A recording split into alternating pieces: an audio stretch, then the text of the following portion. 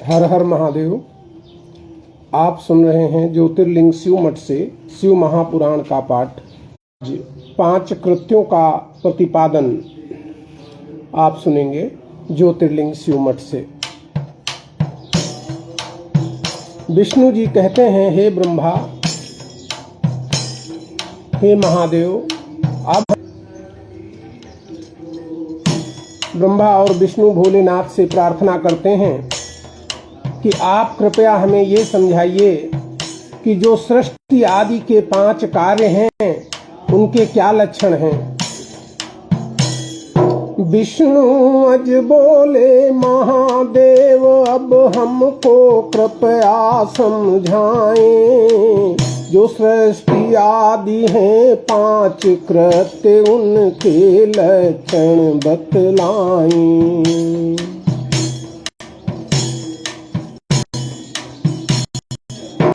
भगवान भोलेनाथ कहते हैं, हे ब्रह्मा, हे विष्णु, इस संसार में जो भी हमारे कार्य हैं वो सृष्टि का पालन, सृष्टि का संहार, अनुग्रह और तिरोभाव, ये सारा हमने ही अपने ऊपर धारण कर रखा है। शिव बोले, ब्रह्मा और हरि जो जग में कार्य हमारे हैं। 5 कार्य कौन से हैं? सृष्टि, दूसरा पालन, सृष्टि का मतलब सृजन, पालन, संहार, अनुग्रह और तिरोभाव, ये 5 कार्य भोलेनाथ ने बनाए हैं और ये सारे कार्य वो स्वयं करते हैं। शिव बोले, ब्रह्मा और हरि जो जग में कार्य हमारे हैं। सृष्टि, पालन, संहार, अनुग्रह, तिरोभाव हम धारे हैं। ये नित्य सिद्ध 5 कर्म केवल मैं ही करता हूँ। जग की रचना भी मैं ही करता हूँ, सृष्टि का आरंभ भी मेरे से ही होता है और सृष्टि को स्थिर रखना भी केवल मैं ही करता हूँ। जग का विनाश भी मैं ही करता हूँ और सभी के प्राणों को हरना भी मेरा ही काम है, जिससे तिरोभाव कहते हैं। और इन सब से छुटकारा यदि मिल जाए तो उसे ही मोक्ष कहते हैं। नित्य सिद्ध ये 5 कर्म केवल मैंने ही धारे हैं। जग रचना ही आरंभ सृष्टि का स्थिर रख कर पाले हैं। जग का विनाश मैं ही करता, प्राणों का हरना तिरोभाव, इन सब से छुटकारा मिल जाना ही कहलाता मोक्ष भाव। सृष्टि से लेकर तिरोभाव तक ये 4 कार्य ही जगत में विस्तार प्रदान करते हैं। 5वां मोक्ष को देता है, जो इस जगत में तारक कहलाता है। मोक्ष ही तारक है। सृष्टि से लेकर तिरोभाव ये 4 जगत विस्तारक हैं। 5वां मोक्ष को देता है, जो इस जगती से तारक है। ये 5 कर्म ही हमारे इस संसार में पंचभूत कहलाते हैं, जिसमें सृष्टि, धरती, स्थित जल में संहार, अग्नि कहलाते हैं। आहा, ये 5 कर्म ही मेरे जग में 5 भूत कहलाते हैं। सृष्टि, धरती, स्थित जल में संहार, अग्नि कहलाते हैं। सृजन धरती का कार्य है, इसको धरती कहा जाता है। बिना धरती के सृष्टि का कोई रचना ही नहीं संभव है। स्थिरता जल को कहते हैं, अग्नि को संहार कहते हैं और तिरोभाव वायु, प्राण वायु का जाना ही तिरोभाव है। और मोक्ष का कार्य आकाश को दिया गया है। वायु में तिरोभाव होता, आकाश मोक्ष करता रहे। पांचों कर्मों को करने को ही पांच मुखों को धारा है। भगवान के 5 मुख भी हैं, इसीलिए वो पंचानन कहलाते हैं। और एक एक मुख से वो सृष्टि का एक एक कार्य संपादित करते हैं। अब इसके आगे की कथा सुनिए। 4 दिशाएं हैं और एक उसका मध्य है। 4 दिशाओं में चतुरानन, पंचम मध्य सभी के है। करते रहते जग कार्य सभी, सृष्टि उत्पन्न तभी से है। 4 मुख हमारे चारों दिशाओं में और 5वां मुख मध्य में होता है। और इस सृष्टि के उत्पत्ति से लेकर आज तक ये 5 मुख हमारे निरंतर जगत विस्तार के कार्य में लगे रहते हैं। संहार रुद्र का काम। अब इनके 5 मुख कौन से हैं, इनका जरा वर्णन सुनिएगा। आप सुन रहे हैं ज्योतिर्लिंग शिव मठ लखनऊ से शिव महापुराण के पाठ। आज 10वां अध्याय विद्येश्वर संहिता का आप सुन रहे हैं। 5 कृत्यों का प्रतिपादन। प्रतिदिन आप एक पाठ का श्रवण करते हैं, जिसमें अधिकतम 20 मिनट से 25 मिनट का समय लगता है। सभी श्रोता शिव पुराण के पाठ को श्रवण कर सकें, इसीलिए अल्प समय में ही एक अध्याय प्रतिदिन के कार्यक्रम को हमने रखा है। सबको शिव पुराण सुनने का अवसर मिलना चाहिए। जो लोग 4-5 घंटे नहीं बैठ सकते, वो 20 मिनट अपने जीवन से निकालकर भगवान की शरण में जा सकते हैं। अब ब्रह्मा जी, एक मुख उनका ब्रह्मा है। भोलेनाथ का एक मुख ब्रह्मा है। ब्रह्मा भक्ति से हो प्रसन्न, ब्रह्मा को सृष्टि रचने का। ब्रह्मा जी को सृष्टि की रचना का कार्य भोलेनाथ द्वारा सौंपा गया है। उन्होंने भक्ति से भोलेनाथ को प्रसन्न किया, तो भोलेनाथ ने उन्हें कहा, ठीक है, सृष्टि की रचना का कार्य मैं तुम्हें दे देता हूँ। अपने 5 कार्यों का विभाजन उन्होंने किस प्रकार किया।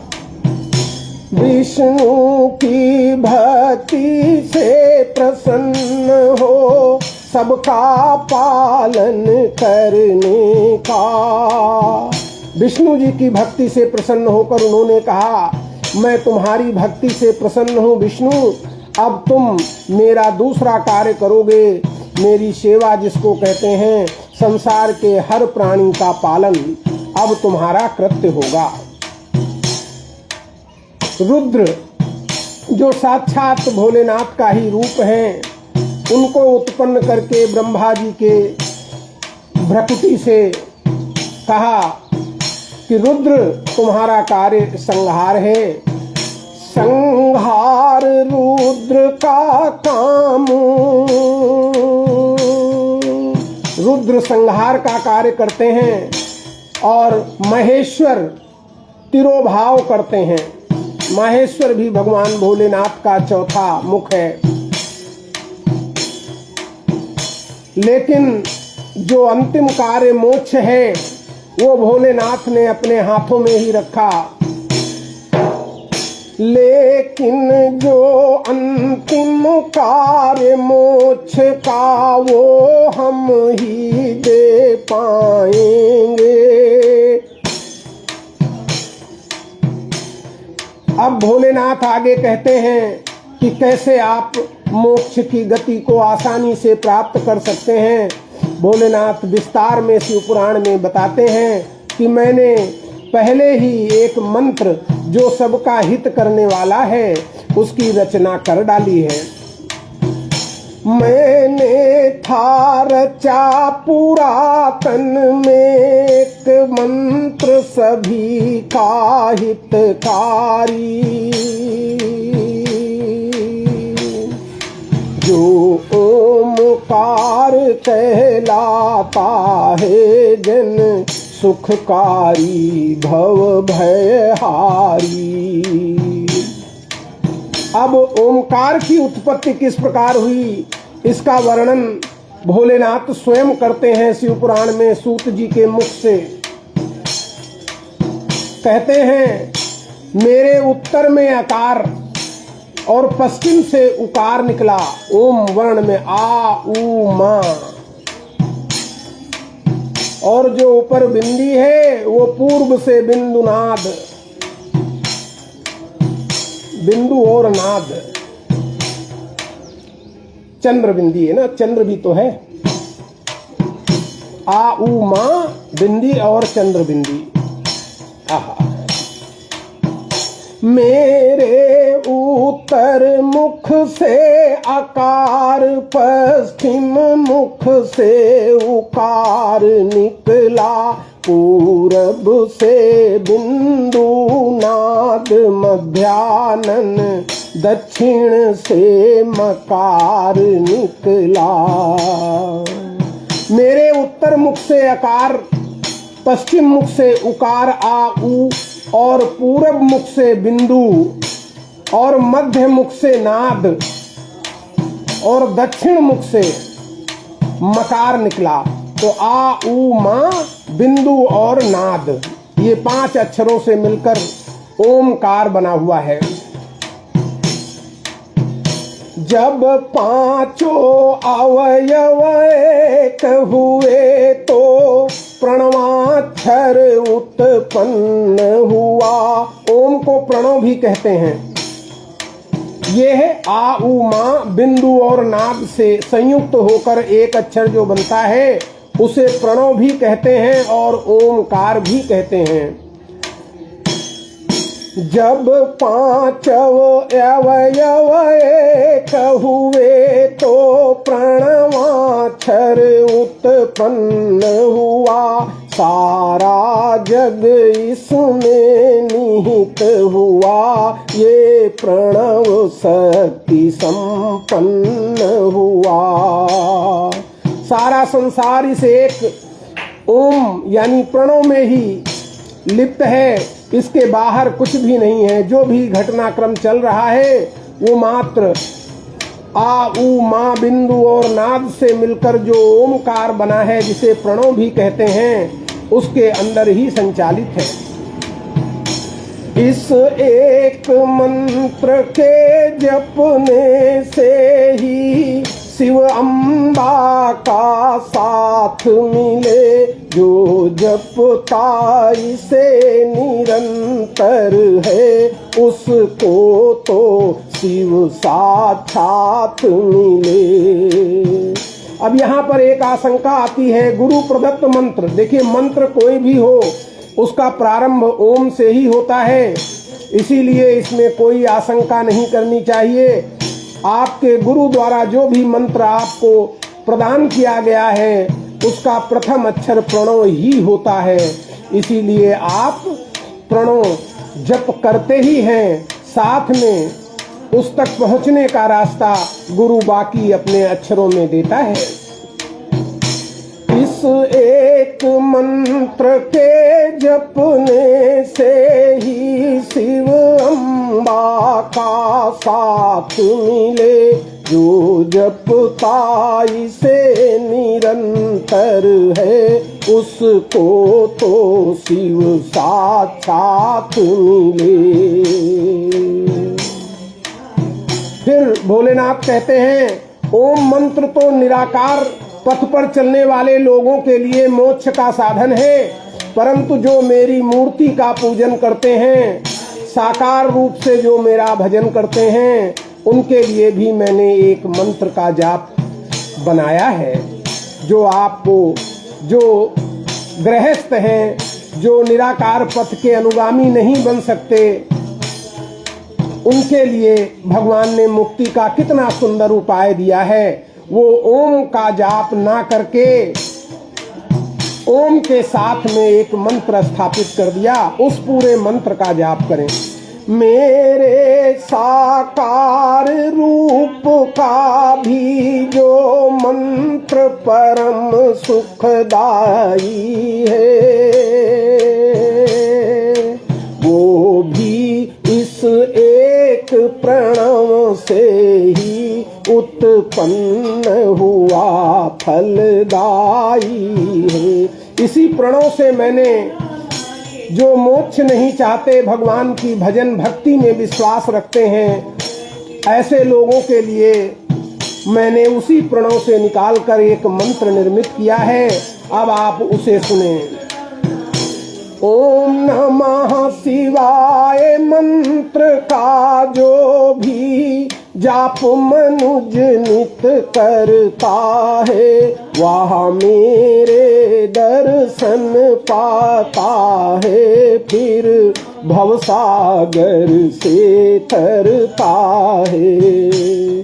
परंतु यह बात यहाँ स्पष्ट करना आवश्यक है कि ओम नमः शिवाय का मंत्र स्वतः जाप करना ये आपको पुण्य देगा, परंतु भगवत प्राप्ति प्रदान करने की सामर्थ्य गुरु के मुख से यदि यही नाम लिया जाए तो ही संभव है, बिना गुरु नहीं ज्ञान। इसीलिए कहते हैं रामचरितमानस में तुलसीदास जी, चाहे शिव बिरंच सम होई, गुरु बिनु भवनिधि तरई न कोई। भगवान भोलेनाथ स्वयं कहते हैं कि गुरु के मुख से यदि मेरा ही मंत्र लेकर उसका जाप किया जाए तो वो 1000 गुना ज्यादा फलदायी होता है। इसीलिए स्वतः नहीं, आप किसी शैव मार्ग के संत से मिलिए और उसको प्रसन्न करके उससे मंत्र ग्रहण करिए। ओम नमः शिवाय मंत्र का जो भी जाप मनुज नित करता है, वह मेरे दर्शन पाता है, फिर भव सागर से तरता है। इसके बाद भोलेनाथ बताते हैं कि पंचाक्षर मंत्र से ही, पंचाक्षर मंत्र नमः शिवाय, नमः शिवाय 5 अक्षरों का मंत्र है। इसमें प्रणव लग जाता है तो ये गुरु प्रदत्त मंत्र हो जाता है। पंचाक्षर से ही शिरो मंत्र त्रिपदा गायत्री आए हैं, गायत्री से ही सकल वेद जो जन जन ने अपनाए हैं। तो इस प्रकार से ये क्रम आपको समझ में आ गया। सर्वप्रथम प्रणव की उत्पत्ति होती है, प्रणव से फिर पंचाक्षर मंत्र की उत्पत्ति होती है, पंचाक्षर मंत्र से ही फिर त्रिपदा गायत्री मंत्र की उत्पत्ति होती है, और गायत्री मंत्र से ही फिर सारे वेदों की उत्पत्ति होती है। पंचाक्षर से ही शिरो मंत्र त्रिपदा गायत्री आए हैं, गायत्री से ही सकल वेद जो जन जन ने अपनाए हैं। वेदों में बहुत सारे जो मंत्र हैं वो वास्तव में प्रणव मंत्र से ही उत्पन्न होते हैं। ये सारी रिद्धि सिद्धि को प्रदान करते हैं। मंत्रों की महिमा का गान नहीं संभव है। भगवान भोलेनाथ कहते हैं ये तो सहज ही मुक्त कर देते हैं। वेदों से अतुलित मंत्र बहे जो रिद्धि सिद्धि सब देते हैं। मंत्रों की महिमा क्या गाएं, ये मुक्त सहज कर देते हैं। फिर भगवान भोलेनाथ ने विष्णु जी को और ब्रह्मा जी को अपने मुख से गुरु मंत्र दिया कि अब आप इसका जाप करें। दोनों को अपना शिष्य बनाया और उन्हें उपदेशित किया। शिव ने फिर विष्णु ब्रह्मा को निज मुख से था गुरु मंत्र दिया। दोनों को शिष्य बनाया, निज फिर सुंदर सा उपदेश दिया। भगवान भोलेनाथ ने विष्णु जी और ब्रह्मा जी को अपने मुख से गुरु मंत्र प्रदान किया और दोनों को अपना शिष्य बनाकर उन्हें उपदेशित किया। शिव से गुरु दीक्षा पा करके दोनों अतिशय हर्षाए हैं। स्तुति में लीन हुए शिव की, फिर शिव महिमा को गाए हैं। भगवान भोलेनाथ से गुरु दीक्षा पाकर विष्णु जी और ब्रह्मा जी भगवान की स्तुति में लीन हो गए और भगवान की महिमा का गान करने लगे। किन शब्दों में वो भगवान की महिमा का गान करते हैं, उन्हीं शब्दों को सुनिए। हो निराकार साकार तुम ही कहलाते, तेज धाम सबके स्वामी हो नाथ, तुमको प्रणाम, तुमको प्रणाम। हे भोलेनाथ, आप ही निराकार हो, साकार हो, आप ही इस सूर्य के जन्मदाता हो, आप ही सबके स्वामी हो, आप ही सबके नाथ हो। आपको बारंबार प्रणाम करता हूँ। आगे कहते हैं ब्रह्मा जी और विष्णु जी शिव स्तुति में, भव प्रणव मंत्र के वाचक हो प्रणव लिंग तुम ही महान, हे पंचमुखी परमेश्वर शिव तुमको प्रणाम, तुमको प्रणाम। भव बंधन से मुक्त करने वाले, प्रणव मंत्र के कहने वाले, हे प्रणव लिंग, आप जैसा महान कोई संसार में नहीं है। आपने 5 मुख धारे हैं। हे परमेश्वर शिव, आपको बारंबार प्रणाम है। सृष्टि पालन संहार अनुग्रह तिरो भाव तुम करते हो, सबकी आत्मा हो ब्रह्म तुम्ही, तुमको प्रणाम, तुमको प्रणाम। सृष्टि में जो 5 कार्यों का प्रतिपादन है, सृष्टि की रचना, पालन और संहार, ये 3 कार्य हुए। चौथा अनुग्रह और 5वां तिरोभाव। ये केवल 5 कार्य सृष्टि में होते हैं जो सब आपके द्वारा ही संपादित होते हैं। आप ही संसार की आत्मा हैं, आप ही ब्रह्म हैं। आपको बारंबार प्रणाम है। फिर ब्रह्मा और विष्णु ने भगवान भोलेनाथ के चरणों में गिरकर प्रणाम किया और भोलेनाथ ने प्रसन्न होकर कहा, अब आप दोनों जाओ और जो कार्य मैंने आपको दिया है, ब्रह्मा जी को सृष्टि की रचना का और विष्णु जी की उसके पालन का, वही कार्य आप करो। और जो मैंने तुम्हें मंत्र दिया है प्रणव का, केवल उसका जाप करते रहो। सदैव सारे कार्य करते समय उसका ही चिंतन करो। ब्रह्मा विष्णु ने शिव चरणों में गिर कर साज प्रणाम किया। शिव बोले जाओ करो वही सब जो कुछ मैंने काम दिया।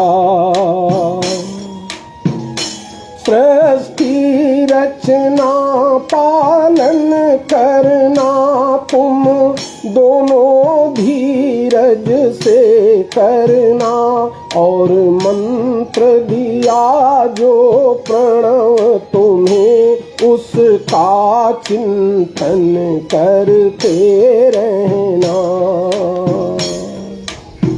इसके आगे भगवान भोलेनाथ ब्रह्मा और विष्णु से कहते हैं, जगत कल्याण के लिए बाकी लोग भी इसका फायदा उठा सकते हैं।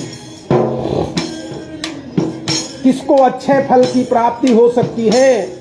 आर्द्रा नक्षत्र से युक्त चतुर्दशी को जो भगवान के ओम मंत्र का जाप करते हैं उन्हें अच्छे फल प्राप्त होता है और वो तत्काल भवसागर से पार हो जाते हैं।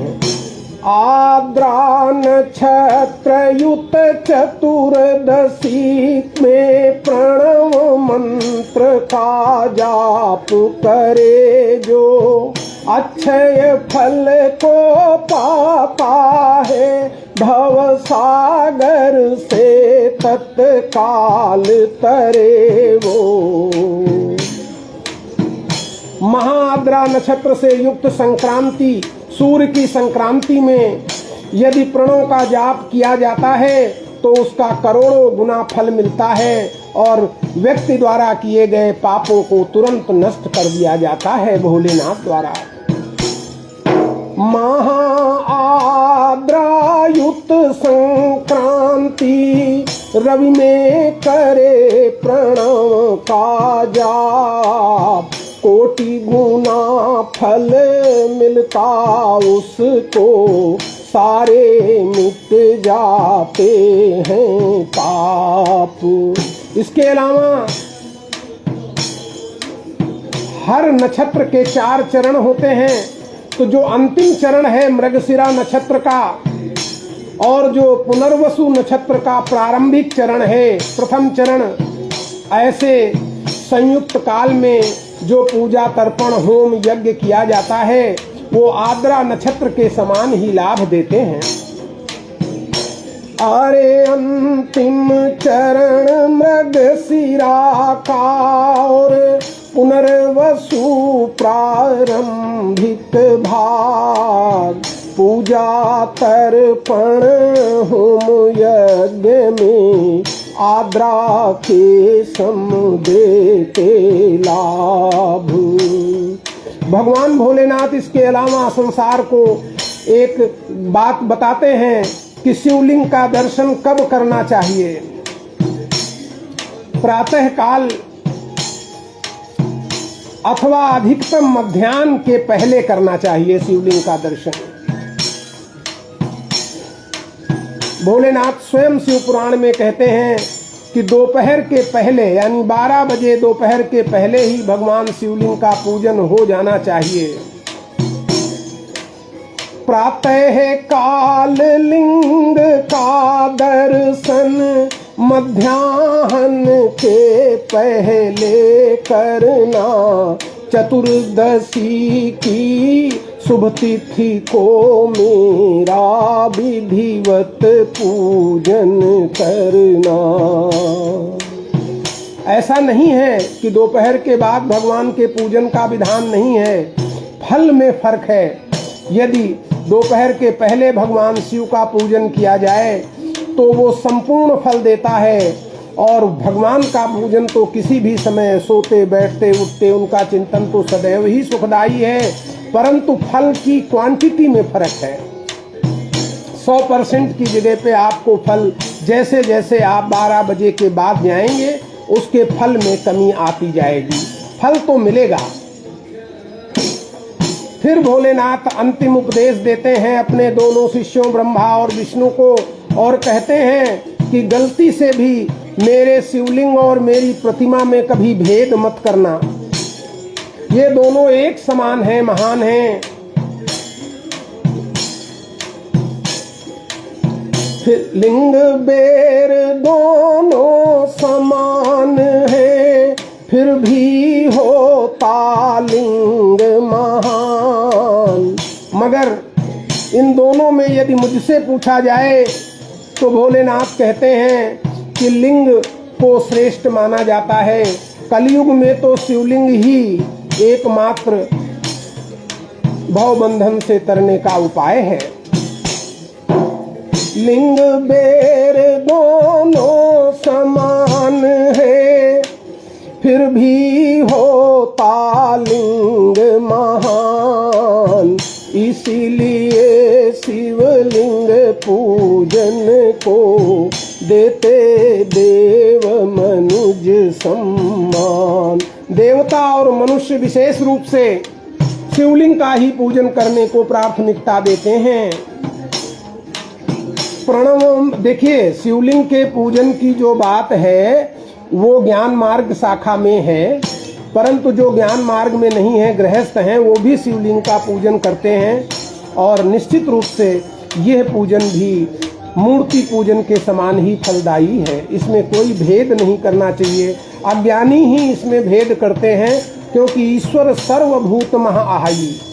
गीता में भी कहा गया है, सर्वस्व चाहम हृदि सन्निविष्टो मत्तः स्मृतिर्ज्ञानम अपोहनम चा वेदैश्च सर्वै अहमेव वेद्यो वेदांत कृत वेद विदेव चाहम। इस संसार में मैं ही सबके हृदय में बैठा हुआ हूँ, इसीलिए इसमें कोई संदेह नहीं करना चाहिए। जो भी संसार में दिखता है उस सब का अंश केवल परमात्मा ही है, इसीलिए प्रतिमा में भी भगवान हैं और लिंग में भी भगवान हैं। प्रणव मंत्र से शिवलिंग पूजन, शिवलिंग पर जल या अन्य सामग्री चढ़ाते समय ओम यानी प्रणव मंत्र का पाठ करते हैं, और मूर्ति में पूजन करने से हम ओम नमः शिवाय का जाप करते हैं।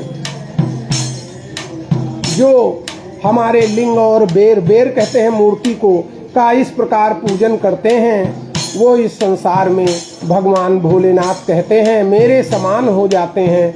यद्यपि इस भक्त का ऐसा मानना है कि भगवान भोलेनाथ के समान तो भगवान भोलेनाथ ही हैं, हम लोग तो उनके अंश से प्रकाशित मात्र हैं। इसीलिए भगवान की कृपा है जो वो इस प्रकार कहते हैं कि वो मेरे समान हो जाते हैं, परंतु हमें कभी इस प्रकार नहीं सोचना है। हमें सोचना है कि हम उनके भक्त हैं, हम उनके समान नहीं बनना चाहते। भगवान केवल हमारे ऊपर कृपा रखें। इस तरह आप सुन रहे हैं ज्योतिर्लिंग शिव मठ से शिव महापुराण की 10वें अध्याय को। 10वां अध्याय आज विद्येश्वर संहिता का है। आज आपने सुना कि किस प्रकार ब्रह्मा और विष्णु को भगवान भोलेनाथ द्वारा अपना शिष्य बना करके उपदेशित किया जाता है। आप लोग कल प्रातःकाल सुनेंगे अध्याय 11, जिसमें आपको इस अध्याय में शिवलिंग की स्थापना और पूजा विधि का वर्णन। तो कल पुनः प्रातःकाल आपके साथ शिव पुराण के अध्याय 11 की चर्चा होगी। तब तक के लिए हमें आज्ञा दीजिए। हर हर महादेव।